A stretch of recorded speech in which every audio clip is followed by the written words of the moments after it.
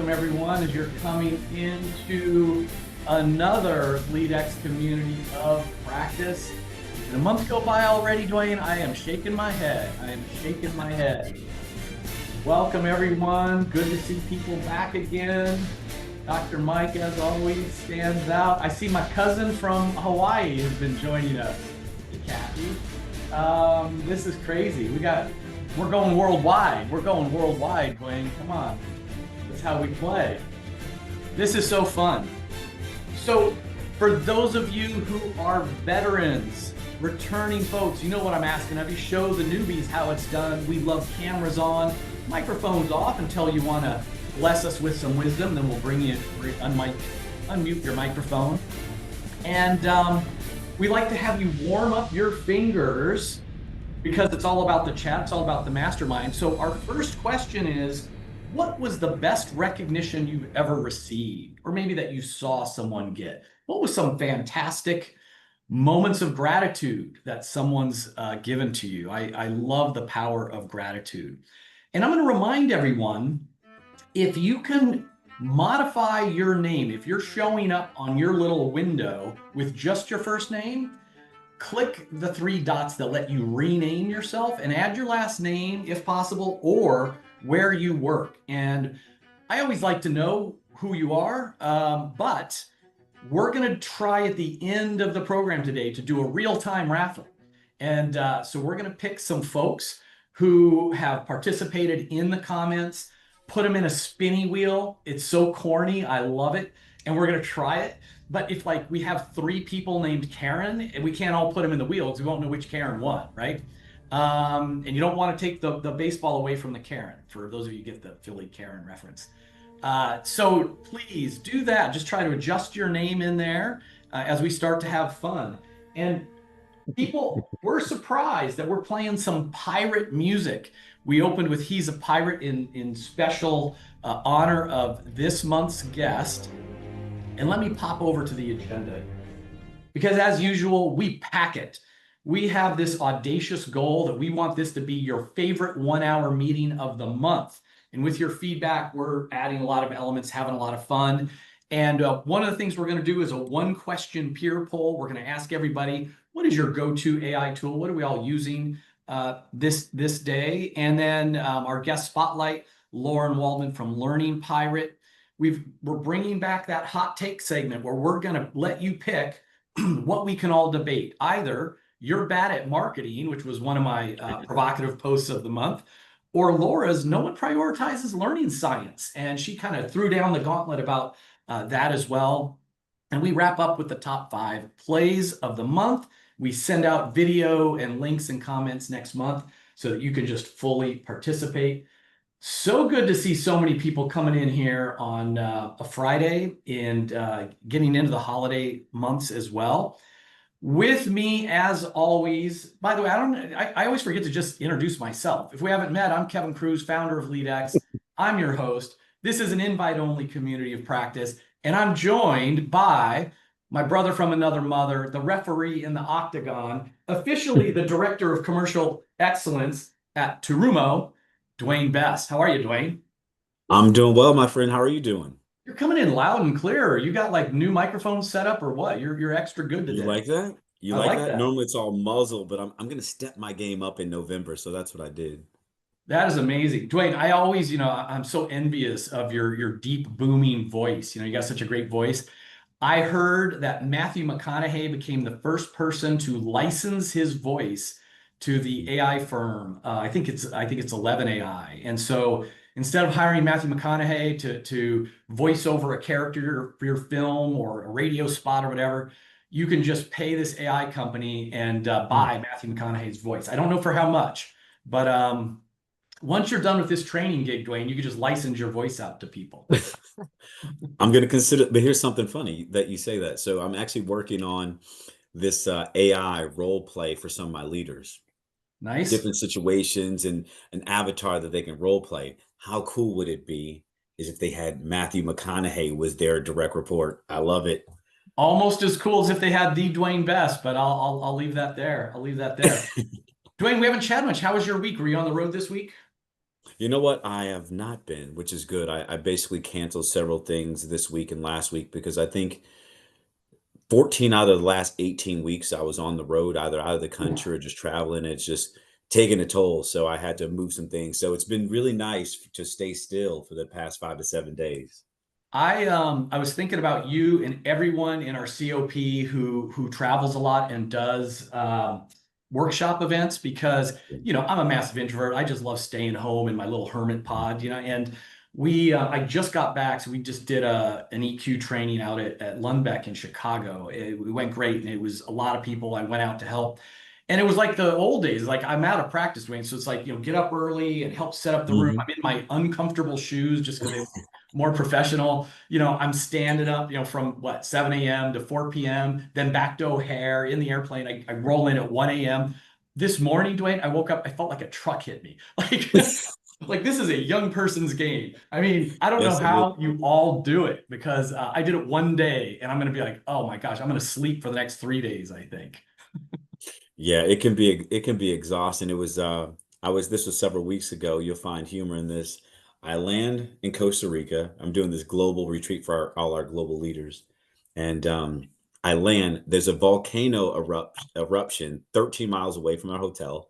2 days later, there's an earthquake, 5.9 earthquake. 2 days later after that, there's another earthquake.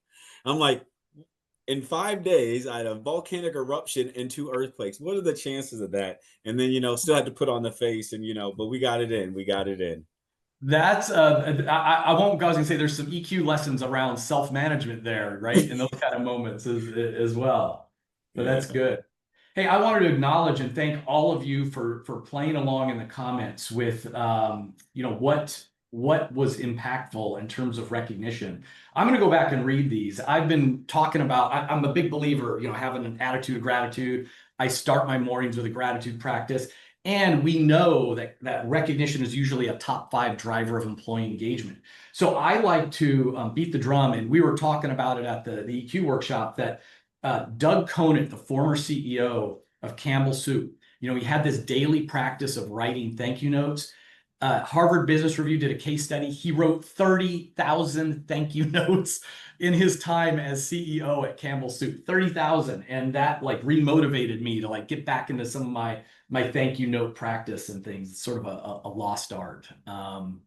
But Dwayne, we have a packed program. I'm gonna dive in. All right, we're gonna just like Let's hit do it. hit it, and we got a new segment. And so one of our community members, Nikki Creek from BMW, and I didn't see if Nikki's on here today or not. She can wave if she is. She had sent a note to Evan and myself saying, "Hey, you guys are always talking about AI. I'm just curious, what's your go-to tool? What do you guys use?" And I thought that was a great question to bring to the group. And maybe this is something we can all play with, where it's like if there are questions that you have, like what vendor is someone using? How are you handling this problem? Let us know, and we'll do like a 1 question benchmark. I'm calling it a peer poll every month, just so we can kind of learn Mm. from each other in these little bite-sized chunks. So just tell Evan, Evan at leadx.org, if you've got a question you want to have us ask. But right now, Evan's going to give us a poll so that we can all vote on which tool is your go-to. I bet several of us will use several tools, but what's your go-to tool? And while people are doing this, Dwayne, what are you using? I'm boring. Chat. I'm still an old school boring chat guy. It's just reliable. I do Chat know that GBT. some tools, yeah, yeah, I do know some tools can be more specific, Yeah. like perplexity in certain things, but overall, just a easy use chat for me. Yeah, it's interesting. We're seeing that looks like ChatGPT has the most market share of this group, which actually reflects the world market share. It seems like about 65% of people right now are using ChatGPT. And Copilot, I'm gonna have to get schooled a little bit because I think people who use Copilot, it's because it's what your company is using. Is that right? People can tell me in the comments as well. If you're a Microsoft enterprise organization, then you're going to have that turned on, and it's going to be your go-to tool. And for those of you who are using Copilot, I don't know the answer to this. Tell us in the chat. Does your company automatically connect it to your email and Gmail? Mhm. Because if it does, it's super cool. You do some Yep. cool analysis of your communication patterns and things. With ChatGPT, you got to like click a few buttons to connect. Um, it's automated. Thank you, Pablo. Yeah. Gemini automatically connected. Copilot only when you're allowed to. Yeah, this is interesting. And what I find, Dwayne, I treat these AI, tools almost like an intern, right? Really helpful, really powerful, but like an Sure. intern, they get a lot of stuff wrong. So you got to double check That's their right. work and you got to train them. And if they come back wrong, maybe I didn't train them enough. But I used to use Claude for writing, co-writing tasks. I thought it was the best for writing, and Okay. ChatGPT was way better for things like research. And then Mm. last week, I did some playing around and it was flipped. ChatGPT was Mm. much better co-editor, co-writer, and Claude was banging out some research reports, full citations. It was Really? blew my mind, blew my mind. So I'm trying to stay using at least two tools. And Copilot, I believe, is based on the OpenAI model. So it's kind of like if you're using Copilot, you're using a version of ChatGPT as well. So do you use any of them for image building? Like if you want to summarize points or use images or things like that, do you leverage Dwayne, that for that? I'm not that fancy, so it's like I've played with some of them to make some of the funny images and videos that we've Sure. done. But like, I think a couple people on my team are Mhm. creating some like thumbnails and things. But Nice. our go-to publishing platform for our articles is Forbes. We do our Right. interviews and everything go on Forbes, and they ban AI generated content, including images, which Oh. I think is foolish. We have to pick from their Getty library and something else. But sometimes, someone will, in their interview, they'll say something that we could create an on-point image for that's eye-catching, and we're just not allowed. We have to hunt for some generic image in their photo library. But things are early days. Things will evolve. A So, cool little tip and trick that I did from an image was we had this program and we wanted to kind of just flash out a scoreboard of KPIs. And I mm, just said, "Hey, do put together a scoreboard of these KPIs of these things." And it was like it was a real cool image of like a baseball scoreboard, and it had the data in it, and I didn't have to do anything. So those type of ways of using it is super fun. that's great. I love that tip. I Yeah. love that tip. Yeah. And I want to thank Nikki Creek for sending this question in, letting us use it Mhm. in this group. And so we're going to thank her by sending her a Learning Pirate T-shirt in honor of our guest. So she's our first T-shirt winner. And again, encourage everyone, if you've got a question you want us to hit the group with, send it in for maybe next month. Let us move on. We like to do and give away more free things. And the thing I want to throw out there this month is many of you will remember, it's a long time ago, like 2018, I wrote this Forbes piece about how to create your leadership user's manual. I did a YouTube video that's still out there if you want to look at it. And of course, most of you will know it's this idea of creating a document that, well, first you got to do that self-awareness piece, right? So go through your strengths profile or your personality profiles, answer questions around your preferred working hours, et cetera. And then you write this like one-page guide that you can give team members to optimize your relationship. And of course, when this idea first came out, it was like, I'm the boss. This is how you're going to work with me. And finally, we're like, oh, kind of can go both ways. So we all can have a how to work with me manual. Anyway, it's still a great idea, very popular. And I thought about like, okay, hey, let's create an AI powered leadership users manual. So that let's use AI to help us with that analysis and identifying our strengths, our derailers, we'll answer some questions, have it create the guide.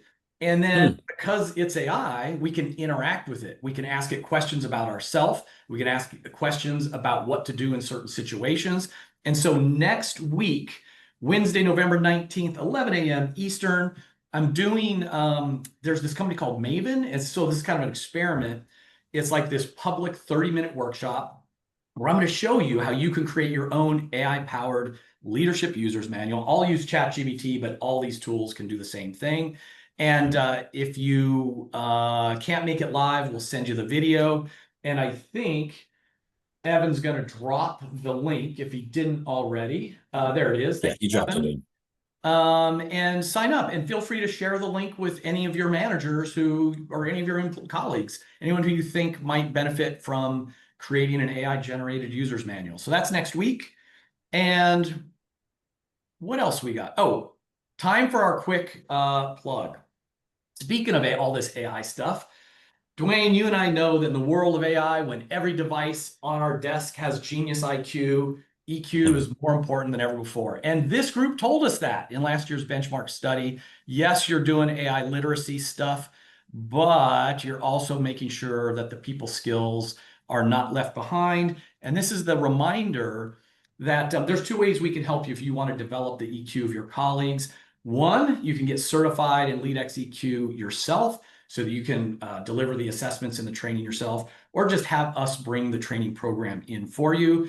If you're interested in getting details about either of these options, and I'll bet some of you have unspent professional development dollars here in early November, we can help you with using your professional development dollars. Get certified in EQ. It's a certification that goes with you for life, the rest of your career. Reach out to Evan and he'll put you in touch with someone who can help you out. All right, enough with the plugs. Dwayne, I am excited. This is pretty crazy. This is pretty crazy. So, Dwayne, you weren't at L10 this year. I don't think you were at L10, right? No, I didn't get to make it. Didn't get to make it. So I am so snippy and highfalutin about keynote speakers. I mean, I've been on the stage a few times myself, and I'm pretty critical even on myself. I've spent big money to bring, Dan Pink and all the big names. And usually I'm like, meh, not worth the money. Sage on the stage, too many slides. I'm just so nitpicky about things. L10 this year, I walked in about 1 minute late, maybe 2 minutes late into the main stage keynote event. Packed, 1,000+ people. It's the keynote, and everybody is standing up. Okay, everybody is standing up. Half of them are facing this way, the other half of them are facing this way, and they're all talking and laughing. I'm like, what the heck is going on? I thought we were going to do a keynote. This is the most engaging interactive keynote I'd ever seen. So I said, Nice. I gotta meet this person afterwards. We have our guest, former CLO, received 4 neuroscience certifications from Harvard, Duke, Johns Hopkins, University of Michigan. She's implemented numerous learning programs for large-scale organizational change and sales launches, marketing launches.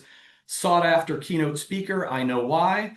She is coming to us today, right now, from Las Vegas, Nevada, where she just got off stage at DevLearn, and we have her for only a few more minutes before she has to catch a plane. Please welcome Lauren Waldman. Lauren. Hi, everyone. Good morning, afternoon, wherever you're coming in from. Lauren, you are the founder of Learning Pirate. Did you like the opening music we chose for you? It was very fitting, obviously. We do our best. We do our best. So, Lauren, we know we're here for a few minutes, mainly to introduce you and your work to this great group. I think you're going to get a whole lot of LinkedIn invites after this thing, to celebrate your work, to start the relationship with this community. But let's go. You're at DevLearn, right? And so how's it been? Any highlights, any takeaways from DevLearn this week? I mean, it's Vegas. So like anyone who's in this audience right now who's been to Vegas knows it is just sensory overload everywhere. Except we were talking just before everyone joined us, like the best place in Vegas to me is the elevator. So it's, anywhere quiet and devoid of that. No, we've got a lot of really, interesting people here as per always. And I mean, I don't want to like toot, but like I designed a pretty special session for this one. We had a 90s theme session. And so I integrated all of the best 90s music I possibly could. And it was learning, it was science, and it was a party because why not? We're in Vegas. And I want to come back to that in just a minute. I also want to say my heart broke a little bit because your Toronto Blue Jays got so close, right? I know, I had to go there. I just wanted to bring it up, make sure everybody knows that where you're from and where your heart lies. Yes, I've been walking around with my Blue Jays cap the entire time because the MLB awards have been happening down the street here, and thank you. We appreciate it. But we're proud of our boys and our team and what it did for the city and the energy in the city. So We'll get him next year. I'm not worried. Yeah, Home yeah, I was opener gonna is gonna be say, great. as you know, I'm in Philadelphia, so Dodgers crushed the Phillies too. But I grew up in Southern California as a Dodgers fan. But I think there was a lot of people rooting for Toronto. I mean, the Dodgers obviously have some amazing players, greatest player probably in the history of baseball, right? But Toronto, I mean, the players are just playing with such heart, and it meant so Yeah, much to them. yeah. It brings tears to my eyes seeing those players cry. You know, it's like what it really is about when it's not about the money and everything else, which I think is great. I want to talk a little bit about the keynotes. I'm going to ask you some learning Sure. science stuff in a minute, but as I opened with, you blew my mind. I mean, I've seen what 100 keynotes. You're literally the single best keynote presenter I've ever seen, Thank and you. yet Wow. we all hear these big names that have like famous books or something. Yeah. Tell all of us, maybe we're not all going to get on a keynote stage, many of us will, but we're all going to be giving presentations in various formats. How do you think about keynotes? Like, where does it start that you figure out like how to make them so creative and engaging? Everything that I do, whether it's a keynote, a presentation, a webinar, a train, whatever it is, it's because of how much I do know now about the brain, it's impossible not to see it through the lens of how someone else's brain is going to take that in. So, yesterday in the keynote in session that, or not, it wasn't keynoting yesterday, it was just a session, you know, I had a room full of instructional designers, and I was imparting on them the elements of how important sensory perception is, how much we actually sense. And when you get very granular, so if you're creating even if you're, if you're in marketing, if you're in sales, if you're doing a presentation for your team, just to think about what are we perceiving through the senses. And if we just take vision, for example, right? We have all these things called our stimulus features, and stimulus features are color, motion, texture, contrast, all of those things. And when you think about how to use even just one of those things wisely, then what we're really helping to do is link what we're visually looking at to what we want to attend our focus to. And that's really the kicker, right? Is I think I'm responsible for helping guide someone's brain to attend to focus. So what is it that I want them to focus on? And how am I going to use attention to get them there? What you make it sound so simple and easy. It's like, okay, what do we want them to focus on, and how do we use attention to get them there? And yet there's all this science and maybe Yeah, a little yeah. bit of art. And I even want to take it back, and it's both a compliment and hopefully a sharing.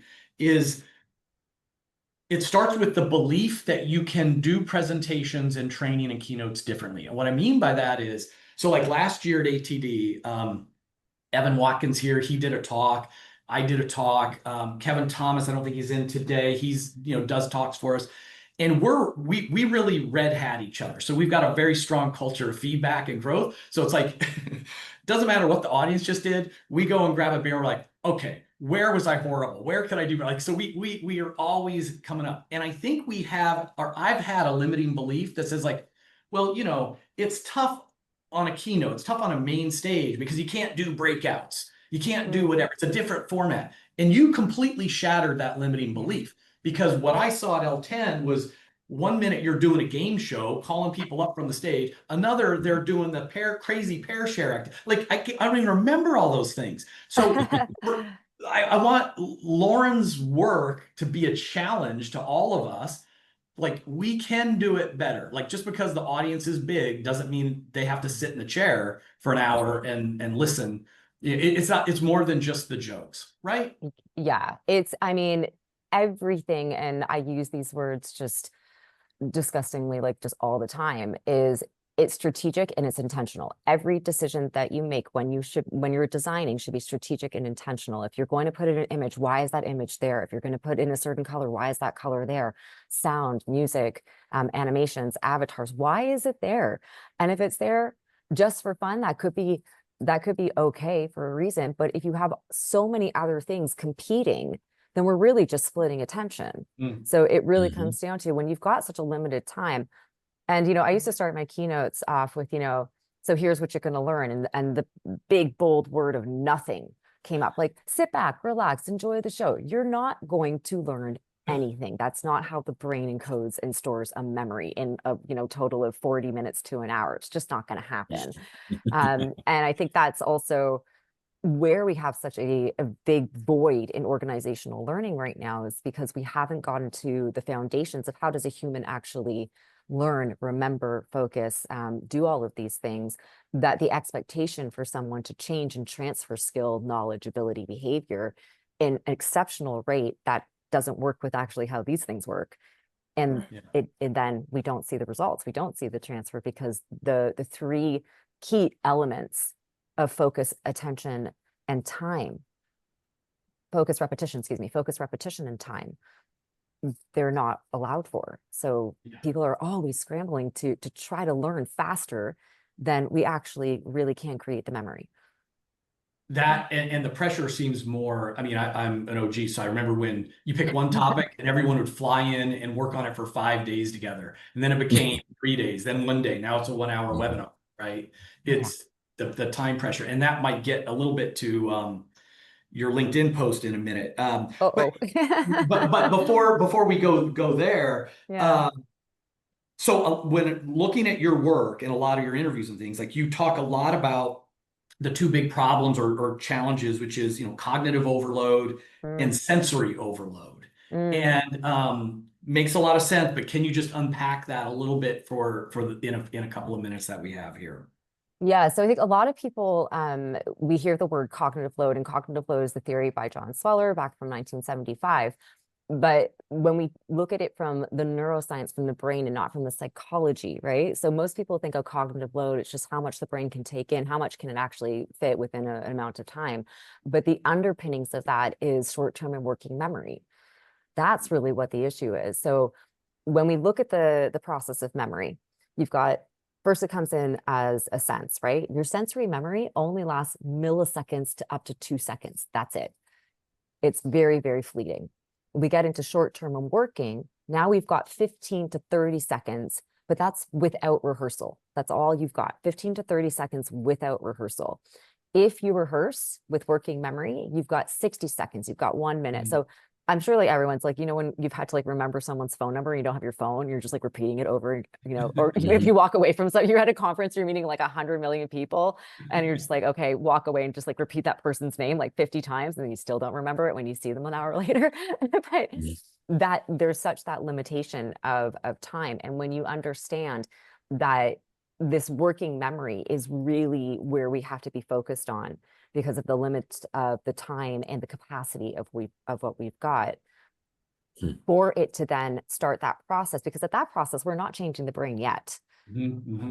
We're just in that sweet spot where we're using information, we're manipulating that information, hence it's called working memory, to then do something. And that's when we're now getting into, okay, now I'm going to start creating what's called the trace, the memory trace, which is where we need to be in order to then reactivate the trace, which will then eventually become the long-term memory.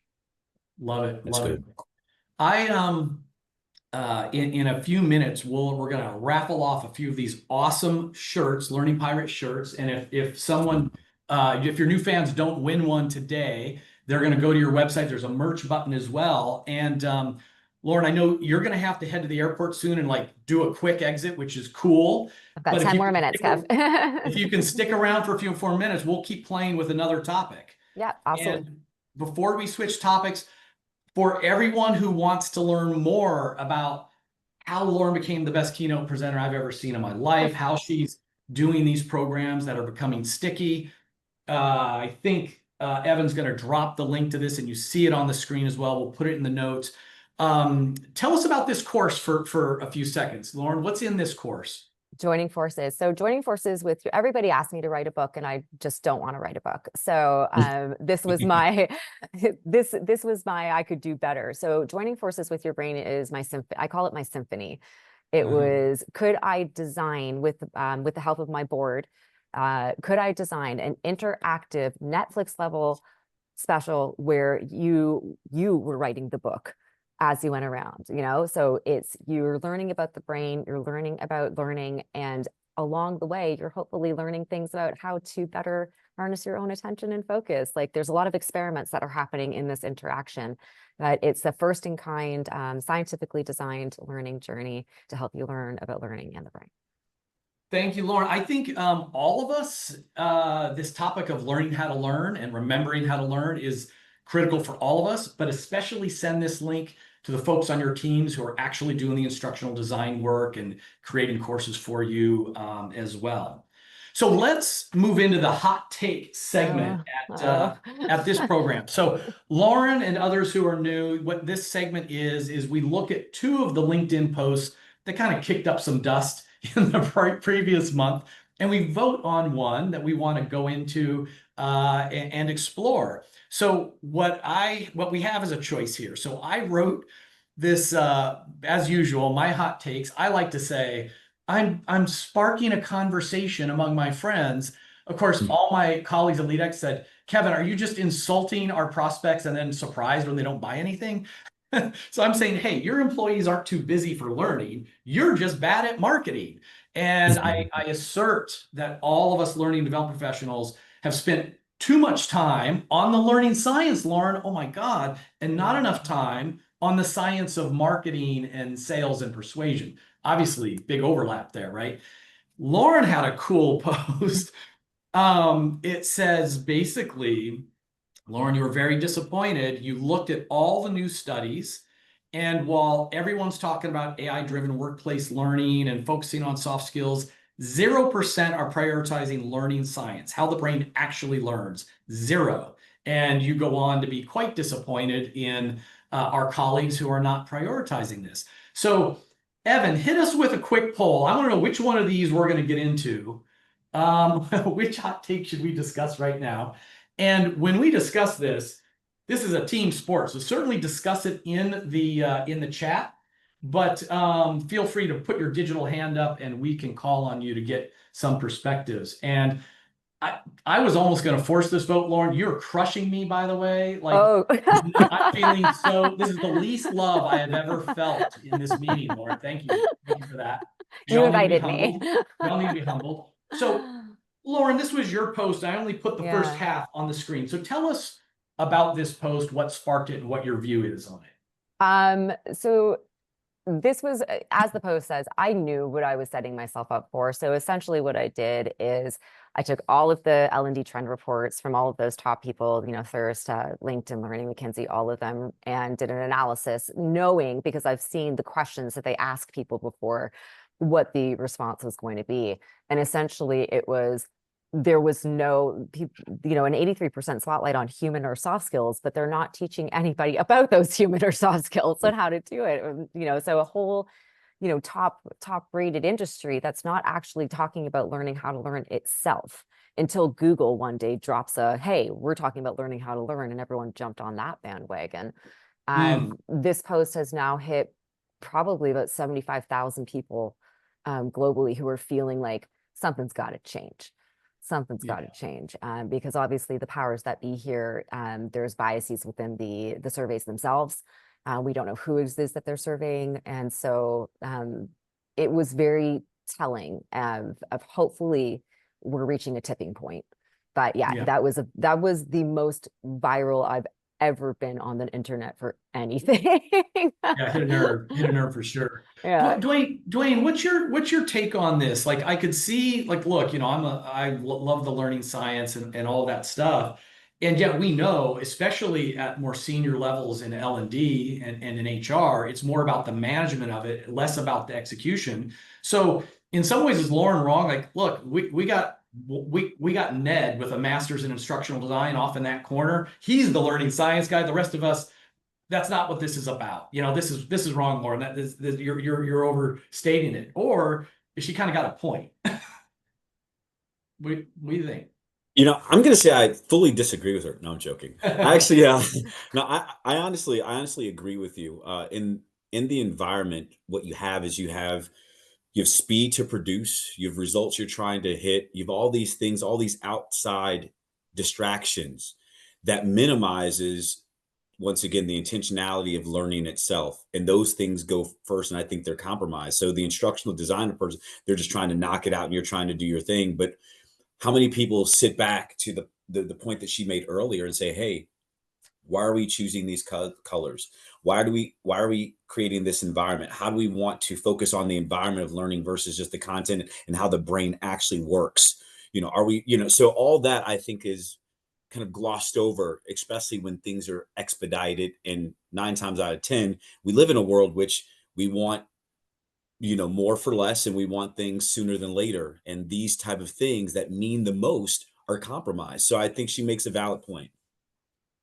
I'm going to jump in and just say, more and more because of the uprise of AI and the fear that we're offloading too much of our own cognitive processes to the programs, is there is very much can we take a step back, and a step that we should have taken many, many, many years ago, to teach the things that we were never taught that will really preserve us, essentially, right? Our cognitive abilities, our executive function, our cognitive control, which is so critical to, you don't wind up, we went from, I said a while back, we went from doom scrolling on Instagram to doom prompting on AI. And if you're not aware of your cognitive processes, or you're not in, you don't have that cognitive control, which means you can sort of focus in on the moment to decide for yourself, what is it that I want to do? Then 15 minutes goes by, 30 minutes goes by, and you're still prompting when you just could have stopped and either asked somebody else or used your own brain. Mm-hmm. Lauren, I'm gonna disagree with you by only going more extreme than you did. So your post ended on nicely on an optimistic note. Like, if this is the way it is, I'm out, but I'm here for the fight. Who's going to join? It was kind of a rallying cry to make this count. Yeah. I'm so cynical about this that I think it's a lost cause. I think that there's a bell curve where, I don't know, 5% of organizations care about the stuff enough to care about the science, and the rest don't. And now, the number one industry all my companies already had is life sciences, and let all my life science friends on this call raise their hand. They're notorious for using training and development as a developmental position. You're a great sales rep, Kevin. We're going to move you into L&D and put you in charge of some training thing for 2 to 4 years. Never had a background in training or design, let alone learning science. And then we're going to boot you into marketing or back in as a manager later. It's developmental. And so that tells me it's not viewed as mission critical. Why do so few of us on this call, including, do level 3, 4s or beyond on Kirkpatrick? It's because we're not being asked to by the CEO. And so to me, the whole field we've chosen to be in, that we love and we know is so important, I just don't think has C-level support. And until we get C-level support, people aren't going to demand that we get any better, or that the science changes. It's bleak. I know, I'm like the zombie apocalypse. But you're right. You're absolutely right. I stood on stage yesterday in front of however many hundreds of people and basically called it all out. And the problem is because we haven't taken steps back to learn this. I can go into most learning teams, most organizations, but the learning teams specifically, the CLOs, anybody, and say, can you just tell me on a very basic level how a memory is created? That's enough to shut down the entire conversation. Yeah. And so what's the consequence of that? Who's the first that are being made redundant? Which teams are being let go, en masse? Yeah. It's the learning and development teams, because they're not able to show and prove the value if they can't design and create the programs that actually change habit, behavior, ability, skill. Oh, this is and everybody knows here, I feel like we've been in an L&D Great Recession, if not Great Depression, for the last 4 years. Our benchmarks show headcounts getting cut, budgets getting cut, and because we're not, showing some of those, are not being taken, seriously as mission critical. And I think that question about, how are memories even formed? How are habits actually formed? Lauren, your post and mine actually are not that dissimilar. I was talking about attention and focus and value from a sales, a marketing of the programs, but a lot of it is the same, right? It's just people aren't diving deeply enough into the science of all of that. But nor should they, because the problem also with that is that it takes, I've been studying and I continue, you have to keep up the research, you have to keep up with the science. It takes a lot of time and effort and brain power to be a translator to the brain. and to Yeah. then turn it into practice. So I appreciate so much that people have an interest and they want to implement. But even with AI, they're throwing in learning science and like use this and neuro. I said, well, validate that what it just put out is accurate, but they don't have the knowledge themselves. They can't. Yeah. Yeah. That's right. It's that. So, Lauren, I'd love to ask you a question because you bring up some good points, Mhm. right? Um, with the audience on the call now, if you had Yeah. to give one or two tips, right? Because everyone doesn't have the time, to your point, Lauren, to be this expert and have the continued research. What are two maybe easy ways that the individuals on this call can take this and translate into impact in their organizations? So I would say if we go back to where this conversation started and we were talking about the senses, right? I want you to start thinking about the senses in a very granular way. Very, very granular. Break down vision into everything that you could possibly be seeing. Break down, hearing to everything that you could possibly be hearing. What are those factors? And then how do you make sure that when you're designing learning, if you're implementing, if you're even doing a presentation, that you're not asking somebody else's brain to triage any any of those things. Really, what is it?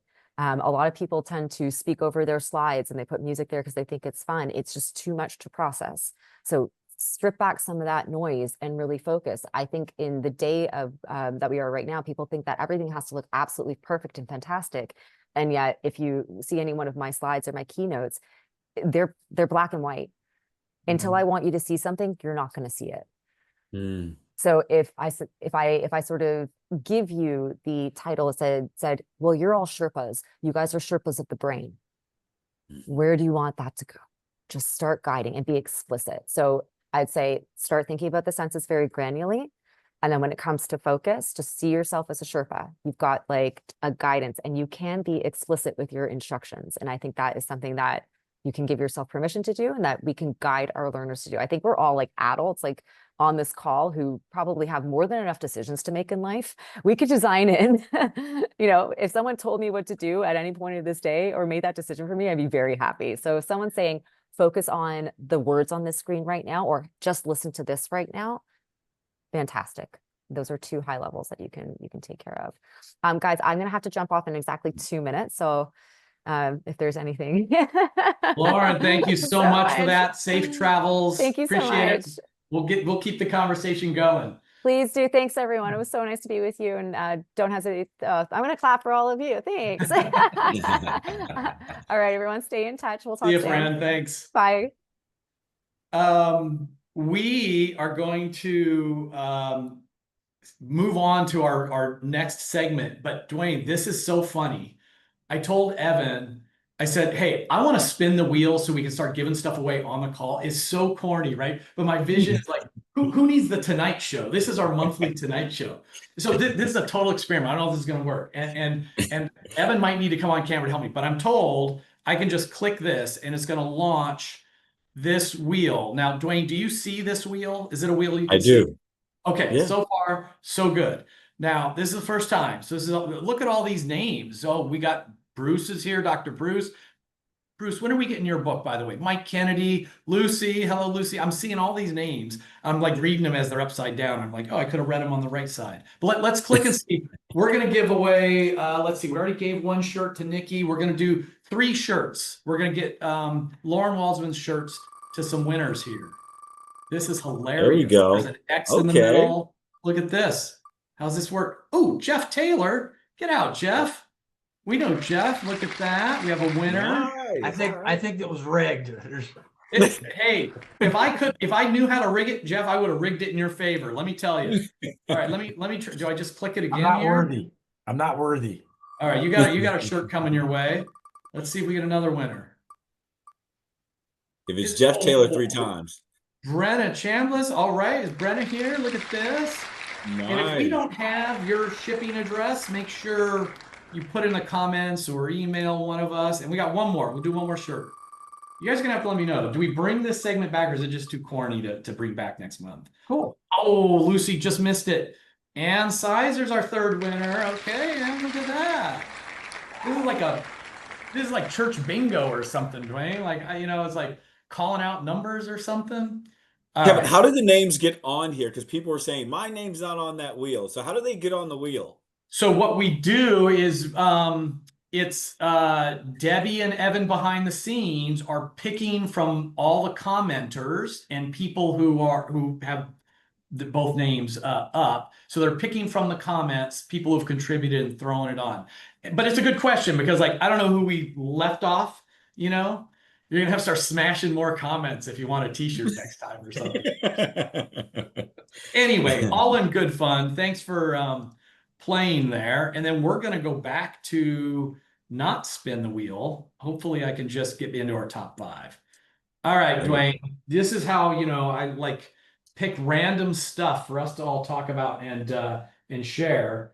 I I look away from the comments and then I look over and there's like 33 new comments and I'm like, uh-oh, not sure that spin wheel went there. Went over well. So here's top 5, of course, if you're new. It's stuff to impress your colleagues and boss or to bore your family at Thanksgiving coming up in a couple of weeks. So did you see we finally crossed over to majority of content online being AI content? So this caught my eye. Monthly, Wow. January 2020 to May 2025, 65,000 English language articles published online. And it just crossed where there are now more AI created articles online than human generated. I have mixed feelings about this, Dwayne. Like, first of all, like yuck and AI slop, and this is crazy. And as a reader, like this isn't good for readers. And yet, I think the AIs are getting better and better at writing and co-writing. I'm hoping we can all tell if something is good or not, regardless of where the source is.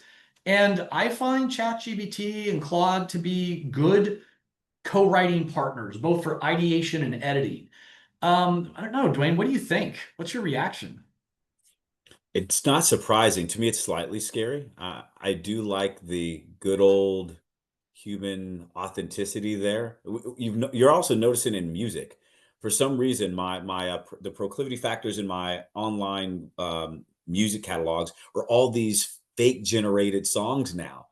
So I see it everywhere. I see it in the music industry and the writing. So it Dwayne, where are doesn't you surprise me. seeing the music? Is that like your YouTube feed or is that a Spotify feed? Like, where are you seeing that? YouTube on YouTube. So you'll have these revisions of songs, but then now at first it starts as a revision. Hey, we're gonna take Eminem and make it blues. Like, oh, that's Yeah. cool. Now it's these literally fake artists that don't even exist making their own music, and it's good, but it's out there like crazy. So I have it so much in my feed. So when you take that and you take the articles that are superseding Yeah. true humans, it gets scary. Like it reminds me of the movie, Kevin, Mediocrity. Do you remember that movie? It No. was like the silliest movie, but it was like what happens when you dumb down the world. You need to Mhm. see it. It's worth Yeah, the okay. hour and 30 minutes. It's called Mediocrity. But yes, kind of reminds me that's the way we're headed, honestly.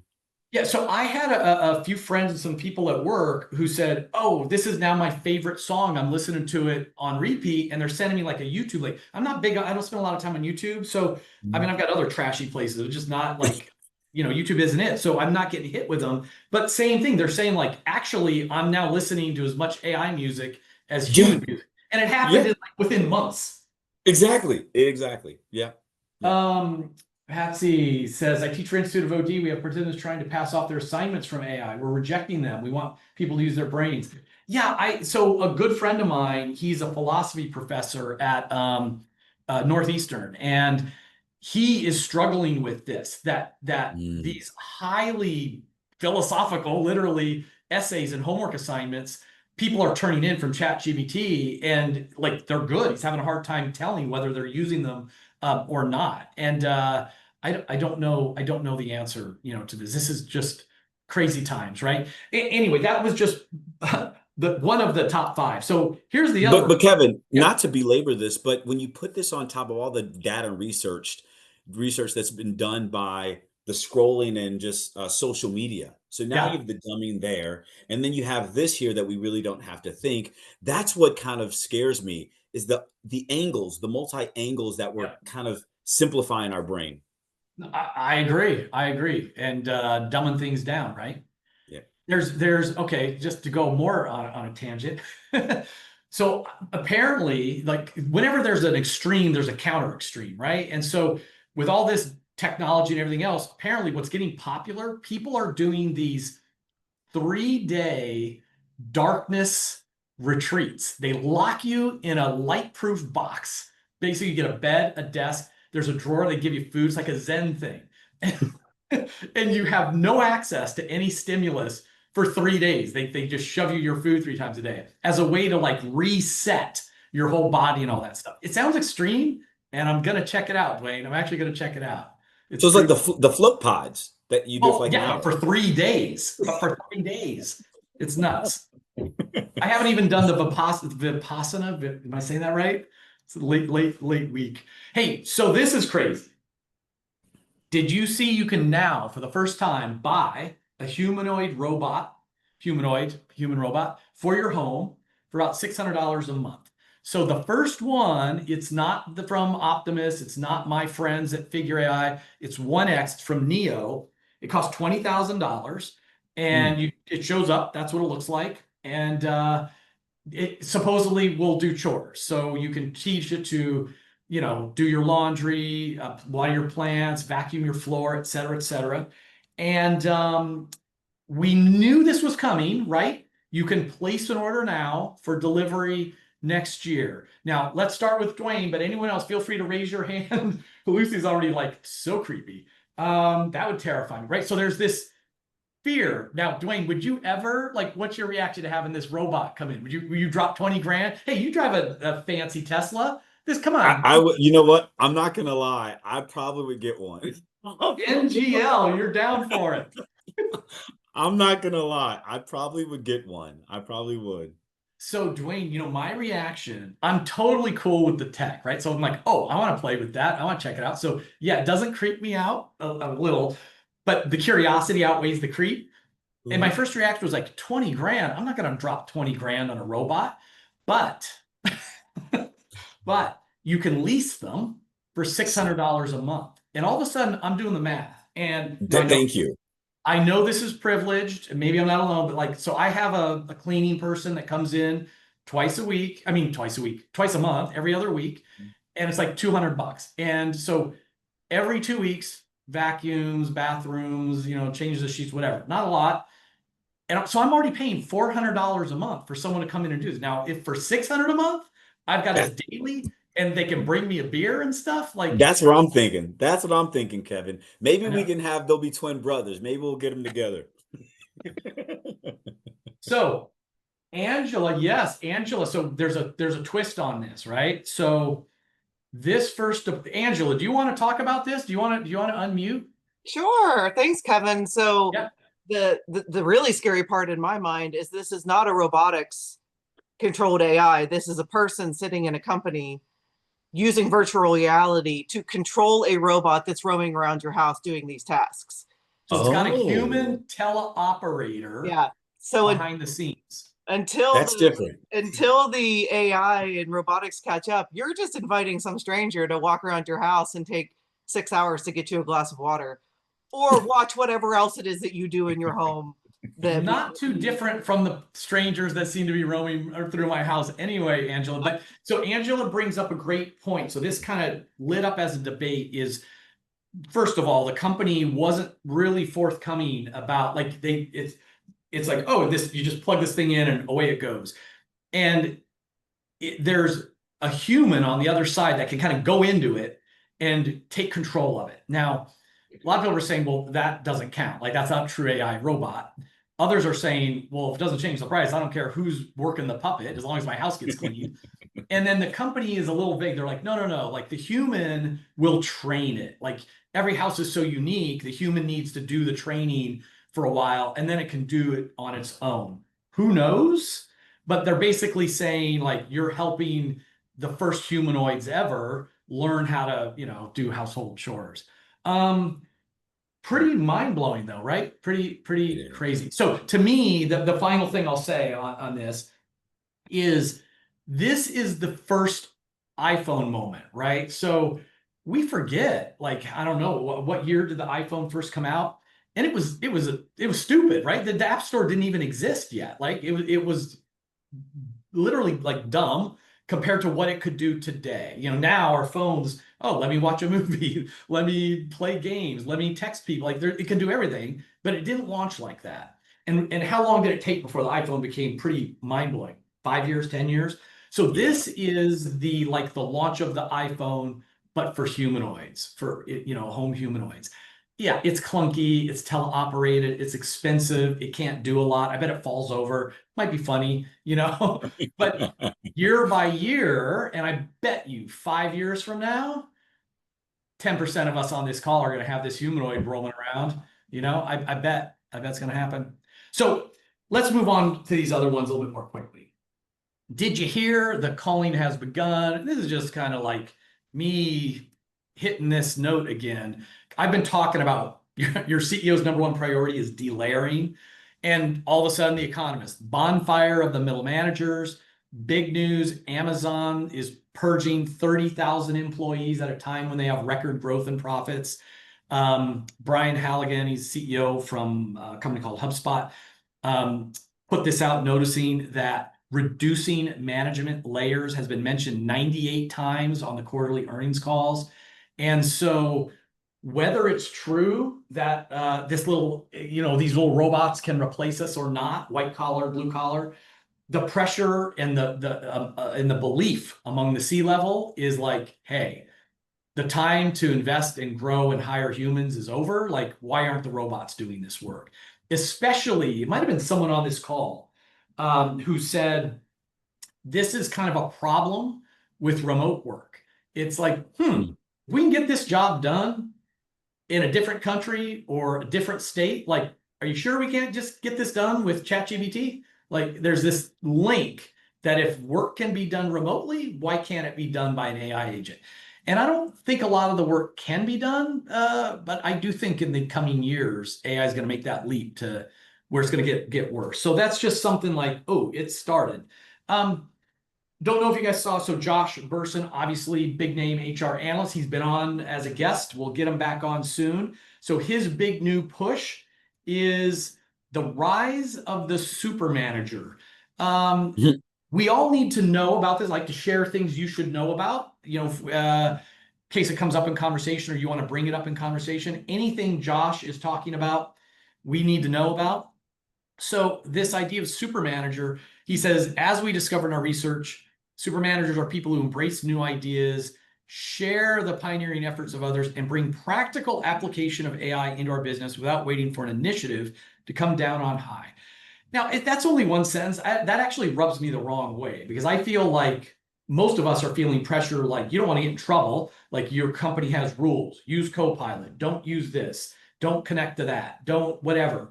And so he's sort of saying, no, you're a super manager if you're not waiting for the initiative. I know he's not trying to say we're not, but I don't know, something about it kind of rubbed me the wrong way. But this, we should all read about the rise of the super manager. I'll invite Josh on to talk to us about it.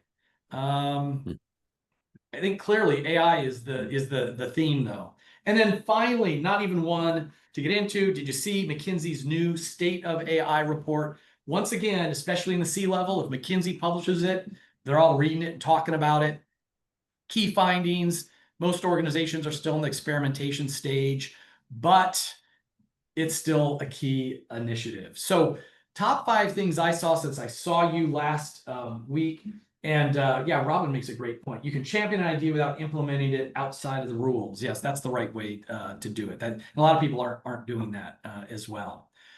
Dwayne, we moved fast, and it was great having Lauren on. She's got a lot of energy, so I knew she'd light up the room for us.